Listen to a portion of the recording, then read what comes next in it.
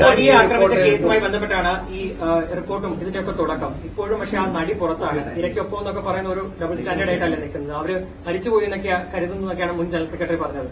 അങ്ങനെയൊക്കെ തന്നെയാണ് ഇപ്പോഴും വിശ്വസിക്കുന്നത്. അങ്ങനൊന്നും പറഞ്ഞിട്ടില്ല. അങ്ങനൊന്നും അല്ല പറഞ്ഞത്. അത് ആ 2020 എന്ന സിനിമ എടുക്കുന്നത് രണ്ടാം ഭാഗത്തിൽ ഉണ്ടാവും ചോദിച്ചപ്പോൾ ആ 2020യുടെ ആദ്യ ഭാഗത്തിൽ ആ കുട്ടി അഭിനയിച്ച ക്യാരക്ടർ മരിച്ചുപോയി എന്നാണ് അദ്ദേഹം ഉദ്ദേശിച്ചത്. അല്ലാതെ ഒരിക്കലും ആ നടിയൊന്നും അങ്ങനെ ആക്ഷേപിച്ചിട്ടില്ല. അവരിപ്പോഴും പുറത്തു തന്നെയല്ലേ? അല്ല, അതിന് കേസ് നടന്നുകൊണ്ടിരിക്കല്ലോ, കോടതിയിലിരിക്കുന്ന ഒരു മാറ്ററല്ലേ. അത് നമ്മൾ ഇതിൽ നിന്ന് ഒരുപാട് വഴുതി പോകുന്നു.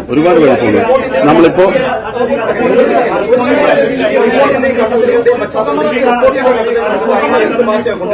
സർക്കാർ നടപ്പാക്കിയ നല്ലതാണെന്ന് പറയുന്നത് എത്രയും വേഗം നടപ്പിലാക്കണമെന്നൊക്കെ ആവശ്യപ്പെടുന്നു. നല്ല നിലപാടാണ്. പക്ഷെ അതിലുന്നയിച്ച ആരോപണങ്ങൾ ഓരോന്നും നിങ്ങൾ നിഷേധിക്കുകയാണ്. കാർത്തിക ഉച്ചാവട്ടെ പവർ ഗ്രൂപ്പിൽ നിഷേധിച്ചിട്ടില്ല. ആരോപണം നിഷേധിച്ചെന്ന് പറയല്ലേ? കംപ്ലീറ്റ് ചെയ്തു. ഈ പവർ ഗ്രൂപ്പ് ഇല്ല എന്ന് പറയുന്നു, ഈ കാർത്തിക നടന്നില്ല എന്ന് പറയുന്നു. അപ്പൊ ഈ കമ്മിറ്റിക്ക് മുമ്പിൽ പോയി മൊഴി കൊടുത്ത അംഗങ്ങൾ കള്ളം പറഞ്ഞു എന്നുള്ളതാണോ നിലപാട്? അല്ല, ഒരിക്കലും അല്ല.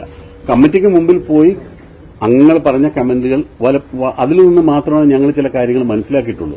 അതല്ലാതെ ഇതിന് കോമൺ ആയിട്ട് ഇതിനു മുമ്പ് ഞങ്ങൾക്ക് അത്തരം കാര്യങ്ങൾ ഞങ്ങളുടെ ശ്രദ്ധയിൽപ്പെട്ടിട്ടില്ല എന്ന് മാത്രമേ പറഞ്ഞിട്ടുള്ളൂ. അതിനൊക്കെ അങ്ങനെ പറഞ്ഞിട്ടുള്ള ആളുകൾ നമ്മൾ നേരിട്ട് വന്ന് പറഞ്ഞാൽ അതിന് മറുപടി പറയാം. അതല്ല ഒരു ജനറലൈസ് ചെയ്ത് അങ്ങനെ പറയാൻ സാധിക്കില്ല. പറഞ്ഞിട്ട് സർ, അമ്മയുടെ ജനറൽ സെക്രട്ടറിയാണ്, ആർക്കെല്ലാം അങ്ങ് ക്ലീൻ ചിറ്റ് ഈ ഒരു അവസരം അങ്ങനെ ഒരു അമ്മയുടെ ജനറൽ സെക്രട്ടറിക്ക് അങ്ങനെ ഒരു ക്ലീൻ ചിറ്റ് കൊടുക്കാനോ അല്ലെങ്കിൽ ക്ലീൻ ചിറ്റ് കൊടുക്കാതിരിക്കാനുള്ള ഒരു പദവിയല്ല ഇത്. അങ്ങനെ നമ്മൾ ആരെയും സർട്ടിഫൈ ചെയ്യേണ്ട കാര്യം. 506 പേരടങ്ങുന്ന ഒരു സംഘടനയുടെ ജനറൽ സെക്രട്ടറിയാണ് ഞാൻ. ഈ 506 പേരെയും ഒരേപോലെ കാണാനേ സാധിക്കുള്ളൂ. ഓരോ മെമ്പേഴ്സിനോട്. അല്ലാതെ ഒരു ക്ലീൻ ചിറ്റ് കൊടുക്കേണ്ട ഒരു അതോറിറ്റി അല്ല ഞാൻ.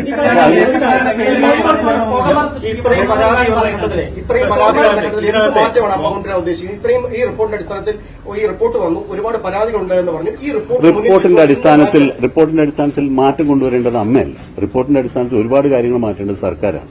സർക്കാർ അതിനുള്ള നിർദ്ദേശങ്ങൾ കേട്ടിട്ട് സർക്കാരാണ് മാറ്റം കൊണ്ടുവരേണ്ടത്. ആ മാറ്റത്തിനോടൊപ്പം അമ്മ സഹകരിക്കാൻ സാധിക്കും. അമ്മയ്ക്ക് മാറ്റം കൊണ്ടുവരാനുള്ള അധികാരമില്ല, പവറില്ല.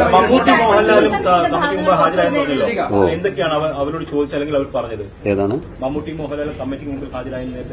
ഞാനത് വിശദമായിട്ട് ചോദിച്ചില്ല. ഞാൻ പറഞ്ഞില്ല, നേരത്തെ പ്രതിഫലത്തെ പറ്റിയിട്ടുള്ള കാര്യങ്ങളാണ് കൂടുതൽ ചോദിച്ചതെന്നാണ് എനിക്ക് അറിയാൻ സാധിച്ചത്. പറഞ്ഞൊരു കാര്യം ഈ റിപ്പോർട്ട് വെച്ച് പുകമറച്ചിരിക്കുന്നതാണ് പറയുന്നത്. അതിന് പ്രധാനപ്പെട്ട കാരണം ഇതിലെ ചില ഭാഗങ്ങൾ മാത്രം ഒഴിവാക്കി, അല്ലെങ്കിൽ ഈ റിപ്പോർട്ടിലെ തന്നെ അല്ലെങ്കിൽ ഇതും അനുബന്ധ തെളിവുകൾ ഒഴിവാക്കിയാണ് പുറത്തു വന്നിരിക്കുന്നത്. ഇതുമായി ബന്ധപ്പെട്ട മറ്റ് തെളിവുകളൊക്കെ പുറത്തു വരികയാണെങ്കിൽ ആ പുകമറ സൃഷ്ടിക്കുന്ന ഒഴിവാക്കി കൂടെ മാറും. തീർച്ചയായിട്ടും മാറും. അല്ല, അതാണ് ഇപ്പൊ കോടതി ആവശ്യപ്പെട്ടുള്ളത്. അതുകൊണ്ട് ഞങ്ങളുടെ ആഗ്രഹം അത് തന്നെയാണ്. ഇപ്പൊ ഡിവിഷൻ ബെഞ്ച് എന്താ ആവശ്യപ്പെട്ടിരിക്കുന്നത്? മുദ്ര വെച്ച കവറിൽ ഫുൾ റിപ്പോർട്ട് കൊടുക്കാൻ അത് വരട്ടെ. ഡിവിഷൻ ബെഞ്ചിന്റെ മുന്നിൽ വന്നതിന് ശേഷം അതിന് ആവശ്യങ്ങൾ വരട്ടെ. അല്ല, ഹർജി കൊടുക്കേണ്ട കാര്യമില്ല. സർക്കാരിന് ഡിവിഷൻ ബെഞ്ച് നിർദ്ദേശിച്ചില്ല, അതിന്റെ ആവശ്യമില്ല. ഇത്രയും നേരം ഞാൻ പറഞ്ഞത് തുറന്ന നിലപാടല്ല. താങ്കൾ ഈ സംഘടനയുടെ തലപ്പത്തിരിക്കുന്ന ആളാണ്. അതെ, താങ്കളുടെ സഹപ്രവർത്തകർ നേരിടുന്ന പ്രശ്നവുമായി ബന്ധപ്പെട്ടാണ് ഈ റിപ്പോർട്ട് വന്നിരിക്കുന്നത്. അപ്പോൾ ഹർജിയിൽ ചേരുമോ എന്ന് ചോദിച്ചപ്പോൾ അതിന്റെ ആവശ്യമില്ലാന്ന് താങ്കൾ അല്ല, നമ്മള് അതിന് ഹർജിയിൽ ചേരുന്നതിന് മുമ്പ് തന്നെ കോടതി പറഞ്ഞല്ലോ റിപ്പോർട്ട് കൊണ്ടുവരാൻ. നമ്മൾ ഹർജി ചേരുന്നതിന് മുമ്പേ ഡിവിഷൻ ബെഞ്ച് പറഞ്ഞല്ലോ ഇത്രാം തീയതി ഹാജരാക്കണം എന്ന് പറഞ്ഞു. ഇനി പിന്നെ അതിനകത്ത് പറയുന്ന കാര്യം ഇനി ഉണ്ടെങ്കിൽ അല്ല, അതില് ധാർമ്മികമായ ഉത്തരവാദിത്തം ഏറ്റെടുത്തുകൊണ്ട് തന്നെയാണ് പറയുന്നത്. അത് പരാതിയുള്ളവരെ സഹായിക്കാനായിട്ട് പോലീസിൽ പരാതിയുള്ളവർ അമ്മയുടെ സഹായത്തിൽ അവരെ പോലീസിൽ അവർക്ക് വേണ്ട സഹായങ്ങൾ തീർച്ചയായിട്ടും മുൻ ജനറൽ സെക്രട്ടറി ഇടവേള ബാബുവിനെതിരെ പേരെടുത്തു പറഞ്ഞൊരു നടി രംഗത്തെത്തിയിരുന്നു. 2018 അവർക്കുണ്ടായ ഒരു മോശം അനുഭവം കൃത്യമായി വിവരിച്ച് അവർ പേരെടുത്തു പറഞ്ഞാണ് രംഗത്തെത്തിയത്. അത് അമ്മയുടെ ശ്രദ്ധയിൽപ്പെട്ടിരുന്നു. കുറച്ചു മുമ്പ് പറഞ്ഞിരുന്നു ഈ ഹേമ കമ്മിറ്റിയിൽ ആരോപണം ഉന്നയിക്കപ്പെട്ടതാണ്, ആരുടെയും പേരെടുത്ത് പറയുന്നില്ല എന്ന് പറഞ്ഞിരുന്നു.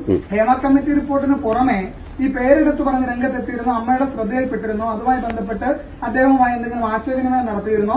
ആ ആരോപണം ശക്തമായാൽ അമ്മ അതിനോട് എങ്ങനെയായിരിക്കും പ്രതികരിക്കുക? തീർച്ചയായിട്ടും അതിനുള്ള നടപടികൾ സ്വീകരിക്കാനോ അല്ലെങ്കിൽ എന്താണ് വേണ്ടതെന്നുള്ള കാര്യങ്ങളെ പറ്റി അന്വേഷിക്കും. ഇന്നലെയാണ് ആ ഒരു ക്ലിപ്പിംഗ് പുറത്തു വന്നത്. ബാബുവായിട്ട് ബന്ധപ്പെടാനോ ഒന്നും സാധിച്ചിട്ടില്ല. ഇന്നലെ ഇത് കഴിഞ്ഞത് വന്നിട്ടുള്ളൂ. തീർച്ചയായിട്ടും അത്തരം കാര്യങ്ങൾ